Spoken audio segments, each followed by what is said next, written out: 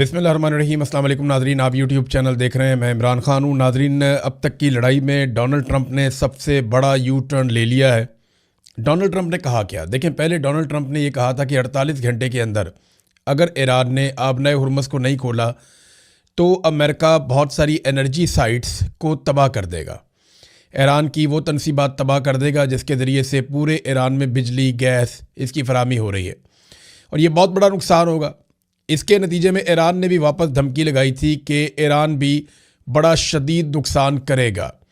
कुछ जो डॉक्यूमेंटेड चीज़ें सामने आई हैं, मैं पहले आपके साथ शेयर कर देता हूँ, इससे पहले कि मैं आपको बताऊँ कि ईरान ने क्या कुछ करने का दावा किया था। ये क्लैश रिपोर्ट है, ये बताती है जनाब कि ईरान ने रिटेलिएशन में जिन टारगेट्स को शॉर्टलिस्ट किया था कि इनके ऊपर अटैक करेगा, इसमें सऊदी अरब में 2 टारगेट थे। एक डीसैलिनेशन प्लांट था जहाँ पे वो पानी को, समंदर के पानी को पीने के काबिल बनाते हैं, ये रासुल खैर में। उसके अलावा पावर स्टेशन था और एक वाटर प्लांट था अल शुएबा में। और इसके बाद यूएई के 2 टारगेट थे, उनको भी शॉर्टलिस्ट किया था। इनमें एक पीने का पानी का एक प्लांट था और एक न्यूक्लियर पावर प्लांट था बरका का। फिर कुवैत के अंदर 2 शॉर्टलिस्ट किए थे ईरान ने जिनके ऊपर वो अटैक कर सकता था, अलजोर और नॉर्थ अलजोर।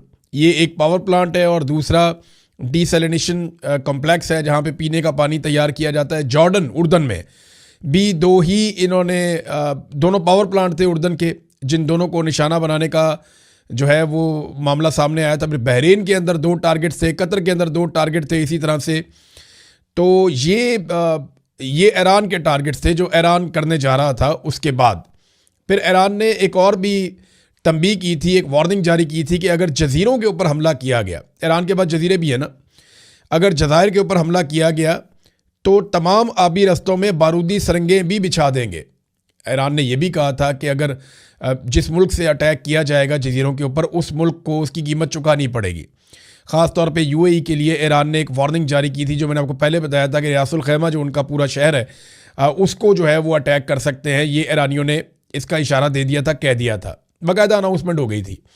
और अब उन्होंने ये कहा कि अगर अमेरिका ऐसा करता है और जजीरों के ऊपर हमला किया जाता है तो तमाम आबी रस्तों में बारूदी सुरंगें हम बिछा देंगे।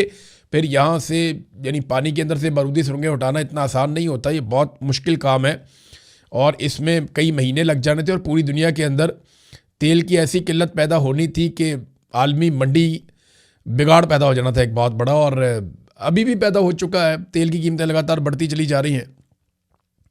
अब ट्रंप ने जो स्टेटमेंट दिया, पहले आप वो स्टेटमेंट देखें, फिर मैं आपको बताता हूँ ट्रंप ने ये बयान दिया क्यों, ये यू टर्न ट्रंप को क्यों लेना पड़ा। डोनाल्ड ट्रंप ने कहा है कि मशरिक़ वस्ता के तनाज़े के मुकम्मल और जामे हल के हवाले से तामीरी बातचीत हुई है। उन्होंने कहा कि वो ईरान के बिजली घरों और तवानाई की तनसीबात पर, बल्कि ईरान में तमाम हमलों को 5 रोज़ के लिए मौखर कर रहे हैं। यानी एक तरह से डोनाल्ड ट्रंप ने 5 दिन की जंग बंदी का ऐलान किया है। अमरीकी सदर ने अपने सोशल मीडिया ट्रुथ सोशल पर जारी एक हालिया बयान में कहा है कि मुझे ये बताते हुए खुशी महसूस हो रही है कि अमेरिका और ईरान के दरमियान गुज़िश्ता 2 दिनों में मशरिक़ वस्ता में जारी कशीदगी के मुकम्मल और जामे हल के हवाले से नहायत मुस्बत, नतीजा खेज़ और तामीरी बातचीत हुई है। डोनाल्ड ट्रंप ने अपने बयान में कहा कि इस तफसीली और तामीरी बातचीत के अंदाज और लहजे की बुनियाद पर, जो इस हफ्ते भर जारी रहेंगी, मैंने महकमा जंग को हदायत दी है कि ईरान के बिजली घरों और तवानाई की तनसीबात पर तमाम फ़ौजी हमलों को 5 दिन के लिए मौखर कर दिया जाए, जो जारी मुलाकातों और मुज़ाकरात की कामयाबी से मशरूत है। अच्छा, ये कहते हैं जी हमारी बातचीत शुरू हो गई ईरान के साथ। अब जुम्मे वाले दिन का जो स्टेटमेंट है डोनाल्ड ट्रंप का, वो ये स्टेटमेंट था कि हम तो ईरान से बात कर ही नहीं सकते। उसकी वजह यह है कि ईरान की कोई ऐसी क़यादत मौजूद ही नहीं है, हमने तो सारे बंदे मार दिए, तो हम बात किससे करें। ये डोनाल्ड ट्रंप आज से 3 दिन पहले कह रहे थे। आज डोनाल्ड ट्रंप कह रहे हैं जी हमारी उनके साथ बातचीत हो रही है। किन के साथ बातचीत हो रही है कुछ नहीं बताया गया, जबकि ईरान ने इसके हवाले से कैटेगोरिकली कह दिया कि हमारी कोई बातचीत नहीं हुई। ईरान ने साफ कह दिया कि हमारी कोई किसी से बातचीत नहीं हुई। ये डोनाल्ड ट्रंप सिर्फ खौफजदा हो गए हैं जिन जवाबी हमलों का हमने तस्करा किया था, और इस वजह से डोनाल्ड ट्रंप को पीछे हटना पड़ा। देखिए, एक चीज़ तो मैं आपको क्लियर कर दूं कि हमले तो किए हैं, ऐसा नहीं है कि 48 घंटा पूरा होने पे हमला नहीं किया गया अमेरिका की जानिब से। अमेरिका ने और इसराइल ने तवानाई के इंफ्रास्ट्रक्चर्स पे हमले किए हैं। और डोनाल्ड ट्रंप ने जब ये धमकी दी थी कि उसके बाद ही फौरी तौर पे जब उन्होंने कहा डोनाल्ड ट्रंप ने कि हम ये हमले करने जा रहे हैं एनर्जी की तनसीबात पे, और फिर ईरान ने कहा कि हम वापस हमले करेंगे, तो इसके फ़ौरन बाद आलमी सतह पे तेल की कीमतों में भी इजाफा हो गया और स्टॉक मार्केट में भी बड़ी शदीद मंदी आई दुनिया में। अब इसका दबाव अमेरिका के ऊपर पड़ा, डोनाल्ड ट्रंप के ऊपर पड़ा, तो फिर डोनाल्ड ट्रंप को यू टर्न लेना पड़ा अटैक करने के बावजूद। ईरान ने अभी रिटेलिएशन करनी है, जितना अटैक इसराइल ने और अमेरिका ने ईरान के ऊपर किया, अभी ईरान ने अपना वादा पूरा करना है। लेकिन जो बड़ी तबाही फैलाने का एक अल्टीमेटम था वो डोनाल्ड ट्रंप ने वापस लिया। तो बड़ी वजूहत मैं आपको बताया, तो एक तो आलमी मंडी में तेल की कीमतें बहुत बढ़ गई थी, गैस की कीमतें बहुत बढ़ गई थी और स्टॉक मार्केट एकदम गिरना शुरू हो गई थी। फिर दूसरा ये है कि ईरान का एनर्जी इंफ्रास्ट्रक्चर तबाह करना इतना आसान काम नहीं है, ये बहुत कम्प्लेक्स है, बड़े अजीब तरीके से ये काम करता है और कई मुल्कों के साथ जुड़ा हुआ है, तो बड़ा तवील तरीन है ये।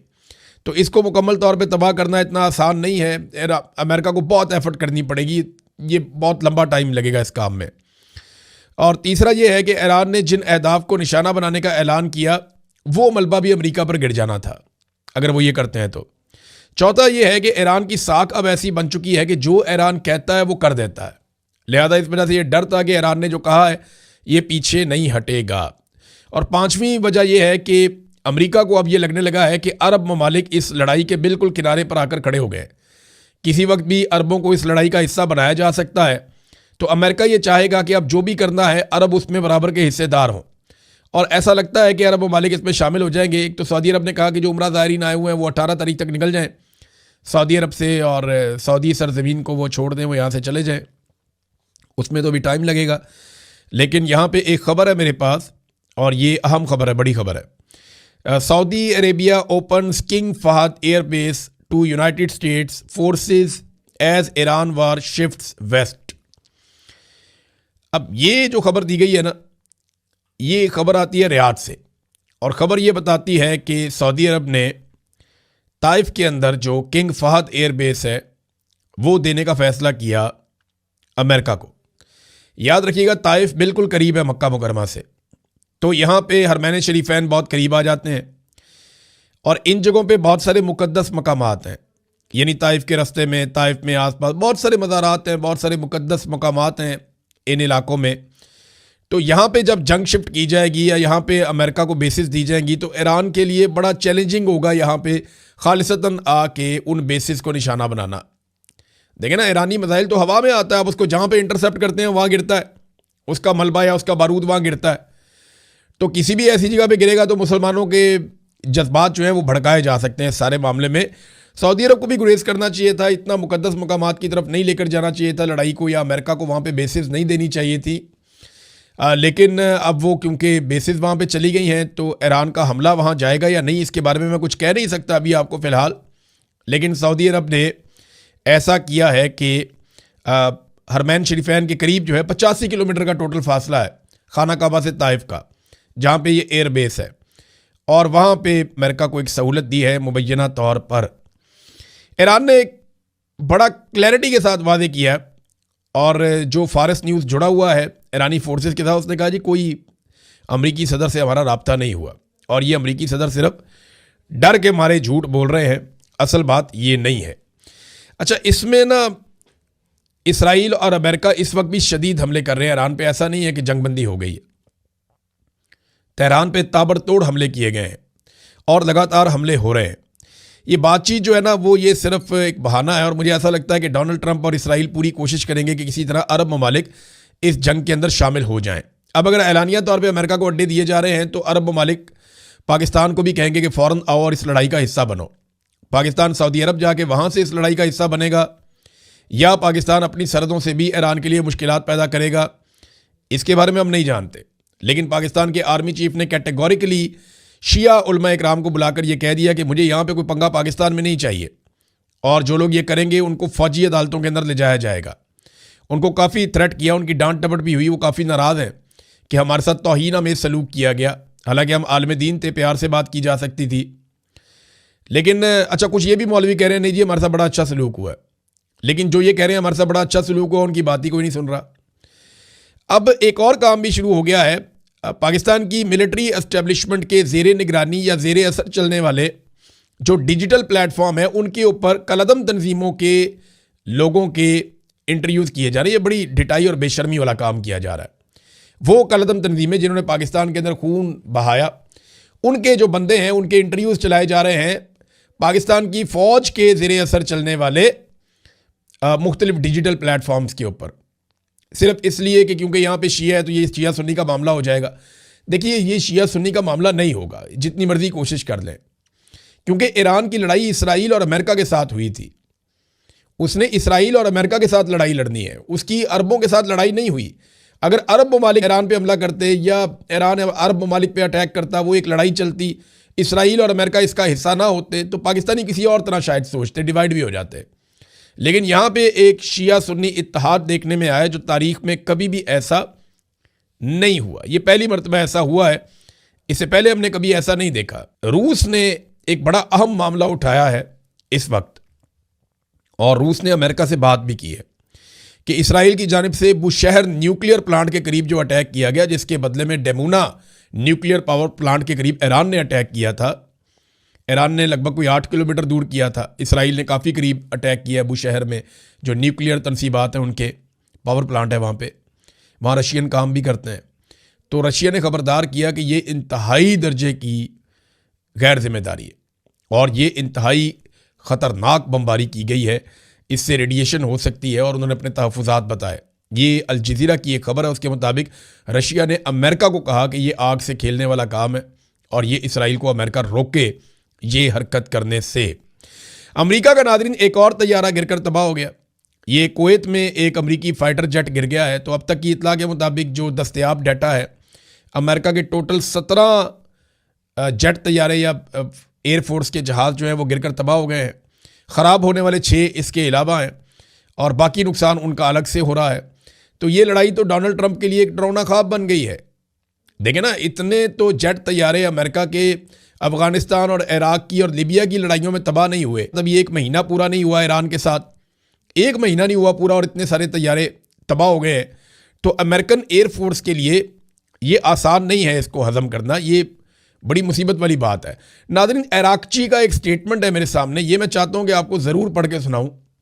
और उन्होंने इसके अंदर कुछ ना डाटा बताया है। ये ईरानी वज़ीर ख़ारजा है, उन्होंने कहा जी मुझे एक बात वादे करने दें, मिस्र में से एक स्वेज़ कैनाल गुजरती है। मैंने आपको बताया था ना, मिस्र के बीच में से एक नहर गुजरती है, उसको स्वेज़ कैनाल कहते हैं।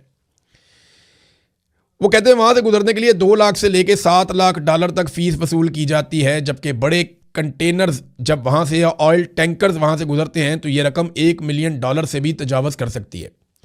यानी मिस्र पैसा लेता है जो वो अपने रास्ते में से जहाज़ गुजारता है तजारत के लिए।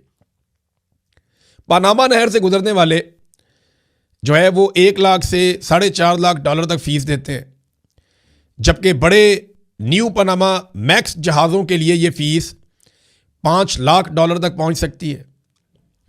तुर्की जो है वो आबनाए बासफोरस के इस्तेमाल पर फ़ीस लेता है। बासफोरस का तुर्की का एक इलाका है, वो उसकी फ़ीस लेता है। कनाडा जो है वो सेंट लॉरेंस सी वे के इस्तेमाल पर फ़ीस वसूल करता है। अमेरिका भी सेंट लॉरेंस सी वे पर फ़ीस आयद करता है। ईरान ने कई दहाइयों तक आबनाए हुर्मुज़ के इस्तेमाल पर कोई फ़ीस वसूल नहीं की, बल्कि उसको मुफ्त रखा। इतनी बदनामी, पाबंदियों और आलमी तन्हाई के बावजूद, और फिर भी आप ये चाहते हैं कि मैं ये मान लूँ कि यहाँ बुरा किरदार ईरान है। बड़ी गहरी बात उन्होंने की कि पूरी दुनिया अपने समुद्री रस्तों से जब कोई शिप्स गुजरते हैं तो उनसे पैसे वसूल करती है, उनसे टोल टैक्स लेती है। टोल टैक्स आप कहते हैं ना, वो लेती है।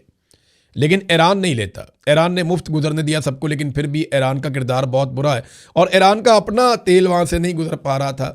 ईरान के ऊपर पाबंदियाँ लगाई गई थी।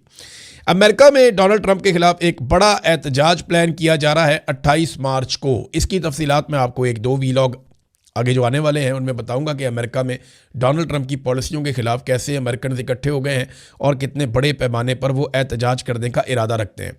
श्रीलंका के हवाले से ईरान ने एक बड़ा शानदार काम किया, क्योंकि श्रीलंका ने एक एहसान किया था ईरान पे। जब इंडिया में बहरी मशक़ें करने के बाद ईरानी फ़ौजी निकले तो वहाँ पे आगाह कर दिया गया अमेरिकन को कि जनाब ये निकल गए हमारी हदूद से। तो अमेरिकन ने वो शिप तबाह कर दिया। तो इस मौके पे श्रीलंका ने उनको रेस्क्यू किया था, उनके शोहदा की मदद की थी ईरानियों के। तो ईरानियों ने श्रीलंका के लिए ये सहूलत दे दी है कि आबनाए हुर्मुज़ में उन्हें मुकम्मल छूट है, वो अपने जितने मर्जी कंटेनर ले जाएं, जैसे मर्ज़ी वो इसे इस्तेमाल करें। तो ये उन्हें जो है ना इनाम दिया है ईरान ने, और ये अच्छी बात है क्योंकि उन्होंने बड़ी मदद की है उन लोगों की जो बहुत मुश्किल में थे। अब नाज़रीन, आखिर में मैं सुहेल अफरीदी साहब गए वहाँ पे क्वेटा में, वहाँ उन्होंने एक जलसा किया पशीन में, और सुहेल अफरीदी का जलसा तो लंबा चौड़ा है, बहुत सारी बातें उन्होंने की हैं, लेकिन असल बात वही है जो मैं आपको बार बार बता रहा हूँ कि ये अवामी तहरीक नहीं है, ये स्ट्रीट मूवमेंट नहीं है, ये जलसा जुलसा है, ये तो आप खेलते रहें। इमरान खान मकबूल आदमी, जहाँ पे आप जाएंगे लोग निकल ही आएंगे, लेकिन ये कि बलूचिस्तान को छेड़ना ज़रूरी था, पेंडिंग था। सुहेल अफरीदी को बार बार उनकी पार्टी के लोग कह रहे थे कि आप पंजाब गए, सिंध गए, बलूचिस्तान आए, तो सुहेल अफरीदी बलूचिस्तान भी चला गया। अब वहाँ पे बलूचिस्तान की जो पाकिस्तान तहरीक इंसाफ है उन पर बड़ा शदीद क्रैकडाउन हुआ, बड़ी मुसीबतें उनके ऊपर आई, लेकिन फिर भी उन्होंने जलसा कर लिया। अब जो काबिल ज़िक्र बात है जो सुहेल अफरीदी ने वहाँ पे कही, वो मैं एक बात आपको पढ़ के सुना देता हूँ। अदरवाइज़ इससे इमरान खान की रिहाई नहीं होनी जलसों से। वो जब तक ये वो रिहाई फोर्स बनाने वाला अपना पूरा एक एलिमेंट है उसको मुकम्मल नहीं करेंगे, जब तक कि हकीकी स्ट्रीट मूवमेंट नहीं चलाएंगे, गली मोहल्लों तक नौजवानों को इकट्ठा नहीं करेंगे, जब तक कि लाखों नौजवान इनके साथ नहीं चलेंगे और पूरा पाकिस्तान नहीं निकलेगा, इमरान खान ऐसे बाहर नहीं आएगा। या तो इमरान खान को डील करनी पड़ेगी, या आसिम मुनीर साहब के ऊपर शदीद तरीन दबाव डालना पड़ेगा, या फिर अवाम अपनी ताकत के ज़रिए से एक मूवमेंट बनाए और इमरान खान साहब बाहर आएँ। अच्छा जी, अब सुहेल अफरीदी साहब ने जो सबसे अहम बात की वो ये कि अगर हम अफ़गानिस्तान की बात करते हैं, अफ़गानिस्तान की पॉलिसी पर, जो ये बंद कमरों में पॉलिसी बनाते हैं, हम उस पर तनकीद करते हैं तो ये हमें कहते हैं अफ़गानिस्तान चले जाओ। जब हम इनके बंद कमरों की पॉलिसी पर तनकीद करते हैं कि ईरान के मामले में कौम को और पार्लिमान को एतमाद में लो, तो ये कहते हैं ईरान चले जाओ। ये पाकिस्तान तुम्हारे बाप का है, ये पाकिस्तान मेरा है, मैं हूँ इस पाकिस्तान का मालिक, मैं हूँ पाकिस्तान का आम शहरी, और पाकिस्तान का आम शहरी ही रियासत है, रियासत है, रियासत है। सुहेल अफरीदी साहब ने ये पशीन के अंदर खिताब किया है। बहरहाल बाकी चीज़ें आपके साथ शेयर करते हैं। अब तक के लिए इतने, अपना ख्याल रखिएगा, अपने चैनल का भी। अल्लाह हाफ़िज़।